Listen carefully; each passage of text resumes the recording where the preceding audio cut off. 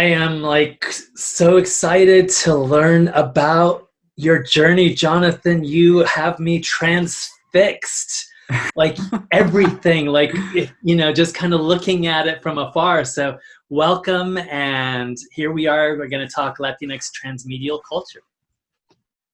Thank you. Thank you so much for having me, Frederick. I've been a big fan of your projects for a long time, and I'm actually working my way through one of your recent collections right now, Decolonizing Cool. Latinx Masculinities. And yeah, I'm super honored to be here with you today. So thank you. So how is it, Jonathan, that a kid from RGV, like South Texas borderlands, ends up Stanford PhD, MTL, USC postdoc and professorship, and studying narrative across these sonic, visual, literary, alphabetic forms? Tell us your like superhero origin story. Oh my gosh. That makes me sound way cooler than I feel I am. My interest in narrative and music across media, and really my conceptions of self and community, they're very deeply connected to my upbringing in the Rio Grande Valley, which, as you mentioned, and we can see here on this map, is at the southern tip of Texas, along the US-Mexico border. And, it of course has this very incredibly rich cultural history. The ballad tradition of corridos, you have the gifts of conjunto and Tejana music. You have the rich poetic traditions expanded by writers like Américo Paredes and Gloria Anzaldúa. Musical ancestors like Freddie Fender and Esteban Jordan, Lidia Mendoza, and what folks are doing today. And so I grew up in this area with an extremely supportive family in many regards. I received an important head start in life as an educator and as an artist from them. As music and teaching are really big parts of my family's story. My father, my dad, he was a high school biology and robotics teacher in the public school district down in South Texas. And my mom was a high school counselor, and my tia was a piano teacher, and my grandma was a Spanish teacher and a PE coach, and my grandfather was a longtime member of the FAR San Juan Alamo School Board, as well as in 1975, he was the founder of the National of the Hispanic Caucus of the National School Board. And so he for a long time was very, very active in education. And so I think from them, just from, being around them through osmosis, education came to matter a great deal to me. And not just in a utilitarian sense, like, somebody acquires a credential in order to have access to certain types of careers or networks, although that's like certainly important.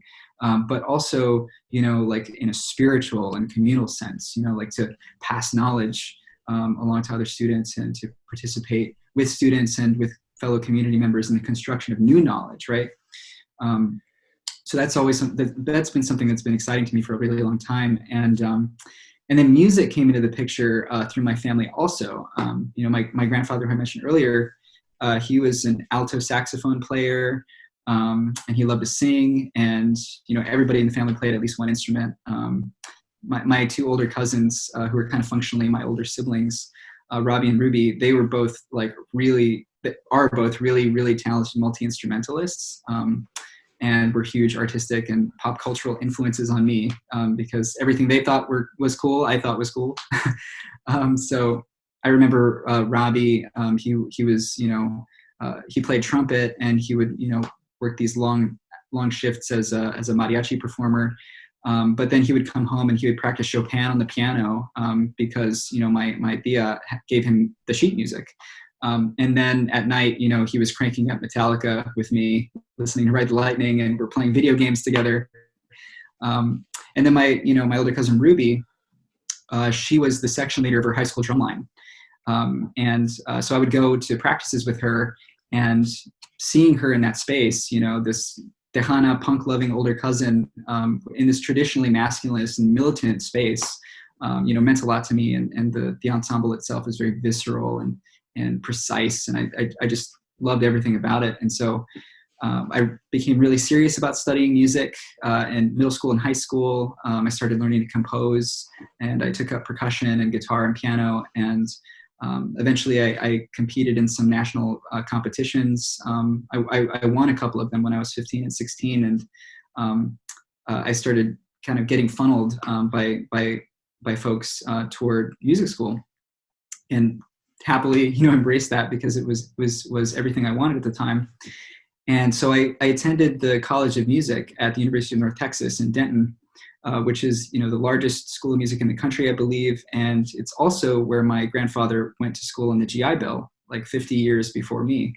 And he also studied music there. He played for a short time with the now famous 1 O'Clock Lab Band, which is, I think, still one of the only college jazz ensembles to be nominated for multiple Grammys. And so he was there like in the 50s when they were basically just getting started. And so when I was in school there as an undergrad, I met just tons of incredible musicians. I had fantastic teachers. I got to travel the world as a member of different percussion ensembles, and I became really differently fascinated with what music could communicate and what new possibilities that it could instantiate. Right, but like many folks, I think, especially folks of color who have spent any amount of time in, sort of classical conservatory music spaces, I started to have questions about my life and my community, as myself as a young Chicanx man, that weren't being answered within the framework of, traditional Western art music, traditional Western epistemologies, more broadly, the traditional music curriculum that I was part of. And so I started asking new questions with faculty members and other folks, about music and decolonization and history and literatures and media. And all of those eventually led me to Stanford, to the MTL program. Yeah. I'm telling you, it is a superhero origin story. And I love this. I love that you have mariachi, Chopin, Metalica, video games, like talk about new forms of knowledge kind of coming at those, out of those spaces. Beautiful. I love it. So Jonathan, this leads us to some of your incredible work kind of across media, not just across media, but creating media that's traveling across media. And Cherríe Moraga's The Mathematics of Love was something that really jumped out at me. So, here we have theater and sonic and kind of literature, and we have Chicanx and Borderlands and mathematics and emotions. So tell us a little bit about this part of your journey. Yeah, absolutely. I mean, in terms of like life turning points, this was a major one. Was meeting La Maestra Cherríe Moraga at Stanford. It started when I took a creative writing workshop that she had offered, which was called The Body Other / The Other Body, that required the students to do this really deep psychic and aesthetic like excavation, right? Like to dig up the dirt is what she would say. And so through this creative writing workshop, it completely blew my entire life open for me in 10 weeks, which is like, if that's not an endorsement for a class, like, I don't know what is, but, like I felt like all of my unnamed traumas and, my queer repression and, all the quiet shame that I had kind of internalized over the years as, being a Chicanx artist in predominantly white musical spaces. She taught me and she taught all of us in the class that addressing these issues through art would be a vital step, not only in becoming, like a more honest artist and like a decolonial artist, but also like it's kind of in the Ellisonian tradition, I guess, like finding ourselves, right? Like Ellison writes in Invisible Man, like once I discover who I am, then I'll be free. Right. And that was kind of the spirit that was in the room. And so she helped us all to learn to write from these cultural and experiential and embodied specificities. And so after that class, as the final project, I was working on a personal essay that just wasn't coming together. And so I decided to write music for it. And I performed the piece as a kind of a spoken word plus musical accompaniment piece. And after that, she invited me to collaborate on a celebration on campus for the 4th edition of this bridge called My Back. which was amazing. The event was a 2-day thing, and it involved inviting all the living contributors to that volume to the Stanford campus for a reading and for a celebration of that re-release. And after that, Cherríe Moraga gave me this just totally like mind-melting, life-changing opportunity to collaborate with her as a sound designer for this new decolonial feminist play that she was putting together, which was The Mathematics of Love. And the play was just a fascinating, multi-temporal. It involved going to Alzheimer's disease and dis-ease and using that as a kind of narrative and decolonial tool for understanding, decolonial feminism and, trauma as it reverberates across generations. And it basically working with her was like a PhD in itself. And after that moment, I feel like all of the musical experiences I'd had up to that point and the things that I started doing afterward, this for me was really like a crux. Wow, so powerful. That and so young. Like you found your way to clear this space for decolonizing not just aesthetics, but also your psyche and the psyche of those around you. Wow, really powerful. Tell me a little bit about Wild Tongue, Jonathan, Yeah. and how this kind of comes in and through the RGV, the Valley, the Edinburgh, the music, the decolonizing, the Anzaldúa, the wound. Yeah, absolutely. It like so many things happen in such a short time span. So with the Wild Tongue project, I was actually in the thick of writing the dissertation project, which was on musical experimentalism and race and jazz. But as I was working on that, I was feeling pretty homesick for the Rio Grande Valley because at that point I had been away for 10 years. And I wanted to find some way of, taking the different skill sets that I'd kind of acquired over the years in these different spaces, to use them in a different way and to make music with some fellow musicians from the Valley and reconnect in that way. And so I reached out to my now very close friend, Charlie Vela, who's an absolutely like out of this world, like stellar Latinx cultural producer. And together, we worked with 9 different bands from the Valley of 9 totally different genres to create this record that would be a kind of an honoring of the spirit of Gloria Anzaldúa, the present tense spirit of Gloria Anzaldúa's Borderlands La Frontera. And the way that we did that was through this concept of audiobiography. So rather than autobiography, audiobiography, which at least in my scholarly and artistic work, I link to jazz musicians like Rahsaan Roland Kirk, who coined this term, to my colleague here at USC, Josh Kuhn's notion of the audiotopia, and to Cherríe Moraga and Gloria Anzaldúa's conceptions of, like autoteoria and, theory in the flesh, right? Writing from these embodied spaces. And I think for me, at least, and for those of us who are working on this project, audiobiography was like self-writing in sound, right? So in at least 3 different senses, like writing as in to inscribe, like to write as in to perform a rite or a ritual, and then like to write as in to make right or to make just or to make new or to repair, right? All of those things kind of sandwiched together. And so the way that we started pursuing this work with the bands was that we asked each of these bands to write a new song that was informed by their embodied experiences in the Rio Grande Valley.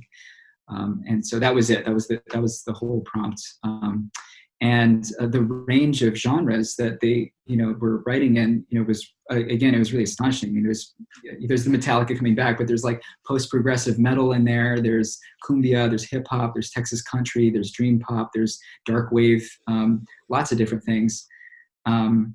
And what was really neat about that experience was that we started to see that, at least in the contemporary, like genre has become this thing, just another tool like melody and like harmony and like rhythm, right? Like genre conventions for these different bands became filters, right, through which these different local and avowedly Latinx experiences were being processed, and they were being imbued with all these different layers of meaning, right?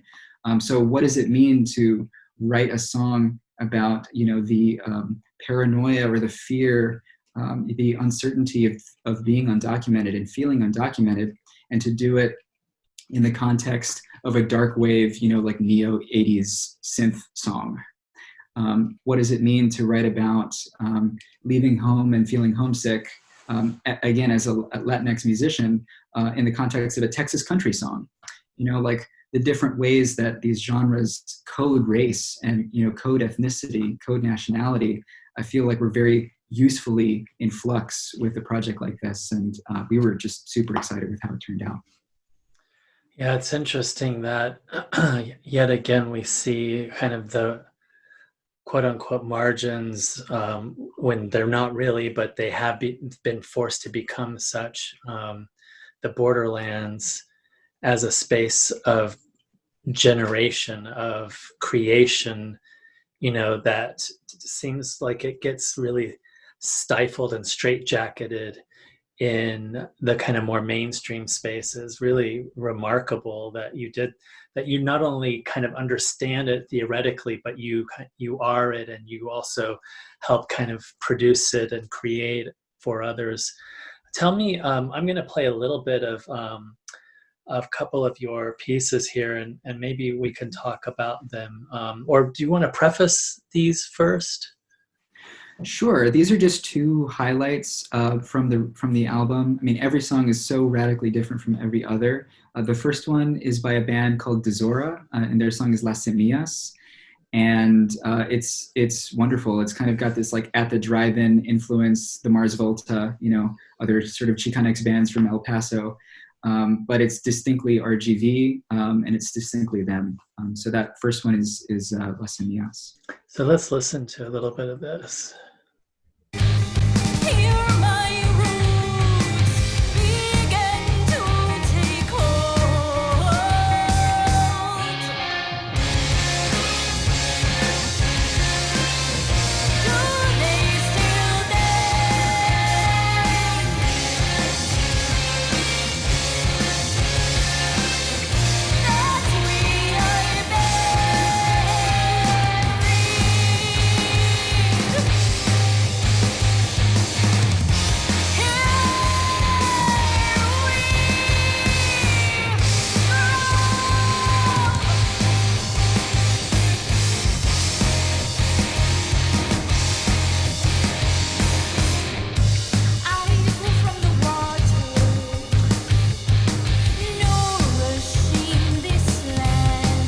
Yeah, so beyond my kind of emotional engagement and interface, what are we listening to here?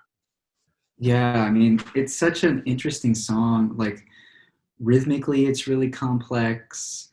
It has this kind of odd metered rhythmic engine to the whole thing. It has like lots of peaks and valleys. The lead singer, Donica, just has an incredible range, operatic at times and very, very close and intimate at others. And the song itself is really just a celebration of being rooted, right? Like the feeling of roots. I guess if we're thinking in sort of cultural studies-y terms, like roots and routes, the different routes that sounds like that have had to go through, have gone through in order to arrive, in the ears and in the hearts of folks in the valley, and then for them to take those sounds and then make them their own through the act of writing, right, through this act of autobiography. When I first heard the demo of that song, I was in tears, just like every song, because they're all so powerful, and it is a testament to the fact that so much intellectual and cultural work, so much important and vital intellectual and cultural work is happening not in the traditional sort of institutional channels. Yeah, beautifully articulated. Let's listen to the second track. I'm going to move us here to our bookmark. Oops. Mm-hmm.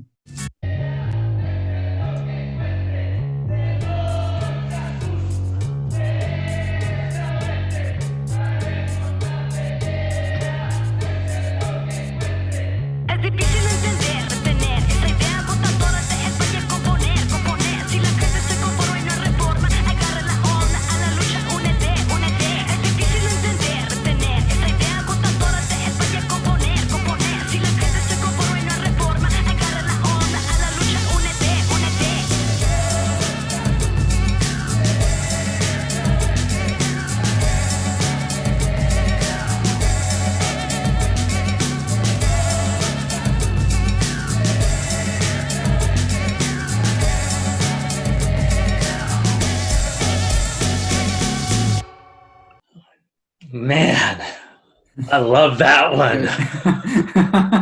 Yeah, that one's great. That one, I mean, in terms of, production background, I mean, like that was so, I was so grateful. I flew down to the Valley to be part of that particular session, and it was by Carmen Castillo, who's a fantastic, multi-instrumentalist and MC, who's active in like 50 bands because they're just superheroes.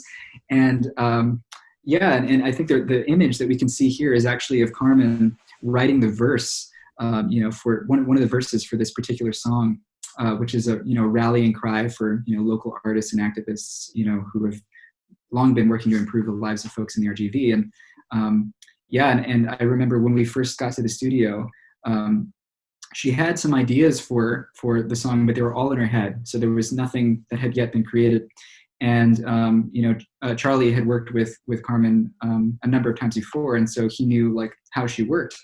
And so she came in, sat down behind the drum set, laid down a beat that got sampled, and then she picked up a bass, laid down the bass part, picked up some percussion auxiliary instruments, laid those parts down, and then got into the vocal booth and then just laid down the track. Like, wow, how did you do that? Magic, but of course it's not magic. It's all of this incredible experience and knowledge and skill. Absolutely.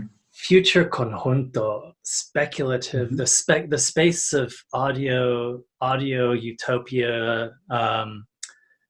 Yeah, can you break that down for us? I'm really fascinated by this, mm-hmm. this idea of a kind of the speculative in the audio spaces that are created, especially Latinx time space. Yeah, absolutely. So the story behind this is, like a few months after we finished Wild Tongue, Charlie sent me an email about wanting to collaborate on, a concept album about the future. And so it's like, yes, let's definitely do this. And what we wanted to do basically was to imagine through music, through sound design, through lots of other different types of interconnected media, what the Rio Grande Valley would look and sound and feel like in 100 years and beyond, right? And there's a kind of radicality to that act because, it's too common that for, as you said, like these communities that have been marginalized, to have futures thrusted upon them, as opposed to being the places from which futures are created and imagined. And so we wanted to basically take the storytelling architecture from something like Marvel or Star Wars or comic books, really, the transmedial space, and to connect that with music, with visual art, with theater. And what we ended up with was this really fun and wild album that basically the fiction of it is that the album itself is this damaged bootleg recording of an underground concert that happens in the year 2120. In this, there's a great illustration there of what we kind of imagined. And the concert is happening in a by then abandoned rocket storage facility, abandoned SpaceX rocket storage facility in Boca Chica. And then 6 fictional bands end up performing at that concert, and they're smashing genres and they're singing songs that are inspired by the heroes and the tragedies upon which their world had been built. And in that sense, they're inspired by the local tradition of corrido balladry, like recounting, the tales that have made the community what it is. Yeah, it's amazing. I have honestly, Jonathan, I have never thought that somehow we could travel to these really generative, speculative, generative spaces in ways other than print or visual through like comics. But your music is really showing me that this is possible, in the space of music as well. Let's watch a little bit of this.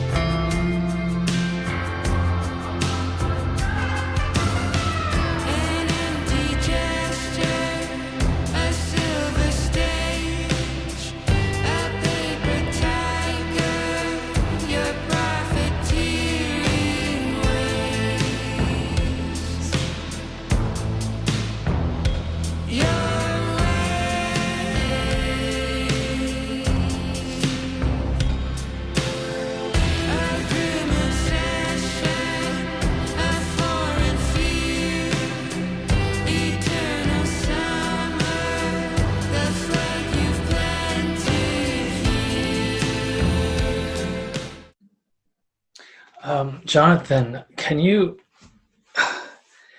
take me back out of my kind of mesmeric state here and kind of talk to me and our listeners, our viewers, about like what it means to create a kind of fictional persona, to fill out. I mean, it's not just a speculative, generative kind of audio space, but you're also allowing yourself to create create characters, right? But yeah, tell us, just let your mind go on this one. Yeah, that's a great question. I mean, I guess there's so many ways to approach that, and I guess from the composition side, I mean, one of the most fun things that Cherríe and I, the thing that Cherríe and I had the most fun doing was, first basically the whole thing started textually. So I wrote a short story treatment of what Futuro Conjunto would be, and I sent it over to Cherríe, and in that short story version, there were all of these fictional bands and these fictional genres. So the band that we just heard, the fictive band, is Simonada, and their song is Heat Death, and their fictional genre is Palm Wave. And it was just a suggestive kind of poetic thing, but it was just a word. And so our front challenge was to translate that into sound. So like, what does that actually sound like? And that's where the characterization and fiction writing came in. Like, okay, then we have to put on our fiction writing hats as well as our ethnomusicology hats and figure out like, what does this band sound like and why? And like, how is that significant to the world building? The members of this fictional band work, all day long at the far sun farm, in the future, and which is just brutal work. And it's, like this solar factory is basically powering the entire region, through its most abundant natural resource at that point, which is sunlight. And everybody gets the gig late because people's shifts don't line up, and there's something about their very like ambulatory, mesmeric, like you said, like ambient sound that reflects just kind of being bombarded by heat all the time. And the accordion is part of that soundscape as well. And so basically we did that process for every single one of the bands, kind of like building up a soundtrack and then tearing it down and building it up and tearing it down, and trying to be scholars at the same time as artists to figure out the answers to these exact questions. Like, in the future, why does this music sound like this? And then what does that tell us about these characters? Mm. Wow.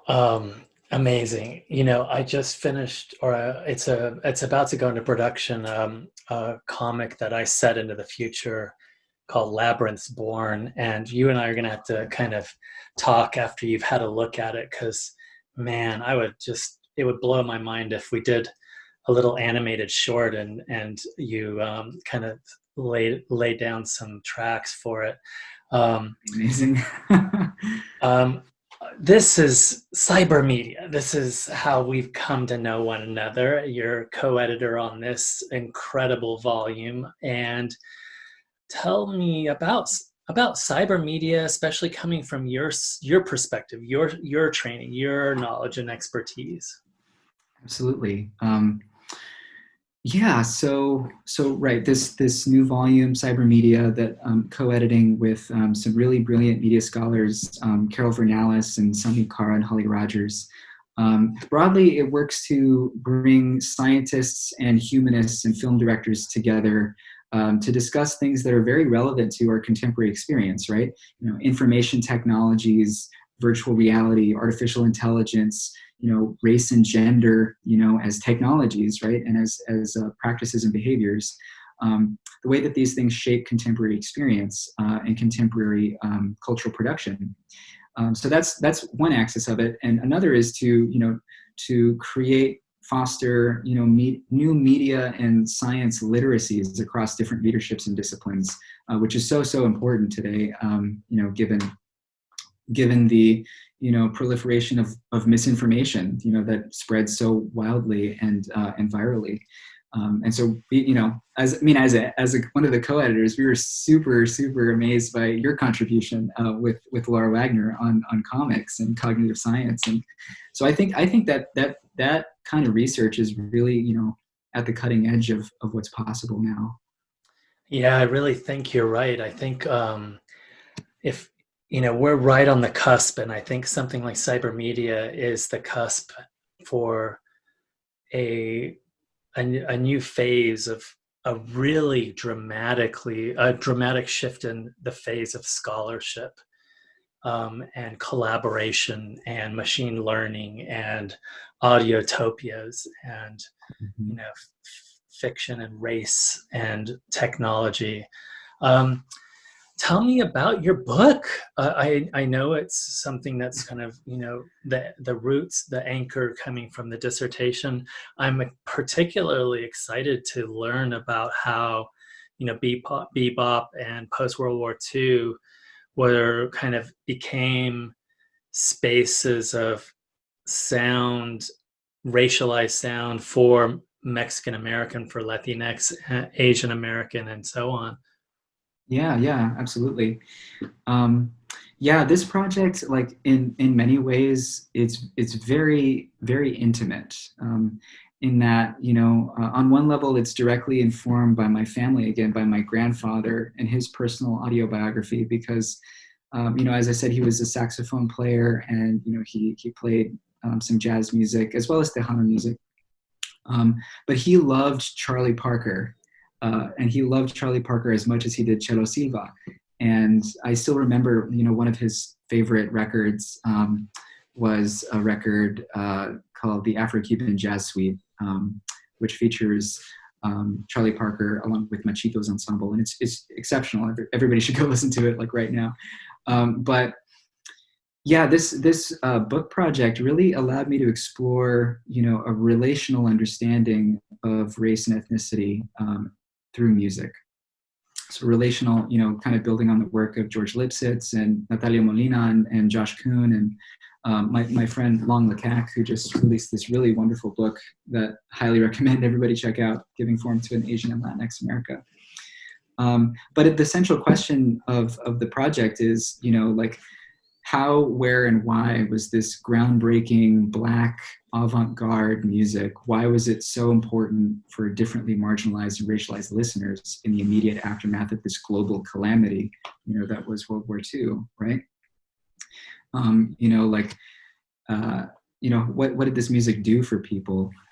And the way that I go about answering that question is through three, very dreamlike, intimate, sort of autobiographical portraits of this trio of what I'm calling a trio of musicians and thinkers. One of them was named James Tomomasa Araki, who was a Nisei multi-instrumentalist and soldier translator, and eventually a literature and folklore scholar. And he helped introduce bebop to Japan during the Allied occupation after he had been interned at the Gila River internment camp, which is, just an incredible story and, a lot to take in. And the second person is, for folks who are interested in Chicano literature, definitely somebody everybody should know about, and that's Raul Salinas. And Raul Salinas was a Mexican-American prison poet and a jazz critic and a longtime activist. And in his poetry, you can sense this really strong, bebop inflected Chican Indio literary idiom kind of emerging. And, some of his earliest poems are about Charlie Parker, about bebop. And so that's kind of where my interest started coming in, like my grandfather, like others, what was it about this music in this moment that was offering people some footing in the world? And inspiring their own ways to kind of imagine themselves, beyond the strictures of racial democracy and to, basically decenter whiteness as the arbiter of the future. Yeah. Wow. And I imagine that's gotta be in, George's series, right? Or I don't know. I'm just throwing that out there because it seems like it'd be a perfect fit. What is the Leal transmedial method and approach in the classroom? Wow, that's a big question, a good one. Again, because I come from a family of teachers, and because I've been very, very fortunate to have had some really, really solid mentors in my life, without whom I definitely wouldn't be talking to you right now. I try to cultivate as much student agency in the classroom as possible, and I do that right now anyway. I'm trying to do that through sort of cumulative creative assignment structures, focusing on I think what in other spaces has been called critical making. But one example of that is in a course that I was very, very lucky to co-teach with Professor Paula Moya at Stanford, called After the Apocalypse. And the assignment structure for that was basically students had to create their own post-apocalyptic fictions, and to do it transmedially. So they would basically start learning the ins and outs of narrative and characterization and plot and all of that by writing their own fiction. And then they would learn how the different media interact with one another by taking that, very skeletal, 3-point plot structure and saying, okay, what does this look like? Create a visual palette for this. And then what does this sound like? Create a playlist or create some, diegetic music or create a soundscape for this. And then the final presentation was basically pitching the whole class on their idea. And, everyone in the class basically became a Hollywood exec and, green lighting everything to become its own movie, which is great. yeah, and then the course I'm getting ready to teach next week, Introduction to American Popular Culture, is involving students doing intergenerational interviews with folks. So they, you know, in this period of social isolation and a lot of older people being especially at risk, these students have to, you know, reach out to an older friend or family member virtually and, you know, kind of interview them about a piece of popular culture that was, you know, valuable to them as a teenager, and then to connect that with some of the theory that we're reading in the class. Wow, I love it. I think I should sign up for your class. Okay, so as we kind of wind this down and you have your magic 8 ball in front of you, and where is the vitality in Latinx cultural studies today and tomorrow? Yeah. Well, I think the vitality, there's so much vitality in, you know, contemporary, you know, Latinx art practice and cultural criticism and scholarship. And it's becoming increasingly apparent to lots of different people that that's the case because, you know, because creators are using the tools of the digital contemporary to reach larger audiences, you know, through social media, you know, creating new economies of exchange and, you know, networks of conceptual material exchange with folks. And so, yeah, I mean, I feel like I could just give lots of examples of things that are happening. I mean, you know, beyond like the amazing colleagues that I have here at USC and all the work that they're doing, you know, like in journalism, for instance, you know, my friend Karina Shorsky, who just wrote this brilliant, like amazing profile of Bad Bunny for New York Times Magazine. It caused a huge splash, and she has a great essay collection coming out through Riverhead in a couple next year called The Other Island. And that's, you know, that's fantastic. I mean, and Fidel Martinez, who is at the LA Times, has a Latinx Files newsletter, which he just started and is amazing and kind of telling of future work, I think, in major platforms. And then again, as another plug for my friend Charlie, I mean, he just created this really cool channel called Frontera Wave. And it involves him basically sampling old RGV Conjunto records and creating lo-fi hip-hop, or like what he's calling vato bap beats out of them to be used in a number of different ways.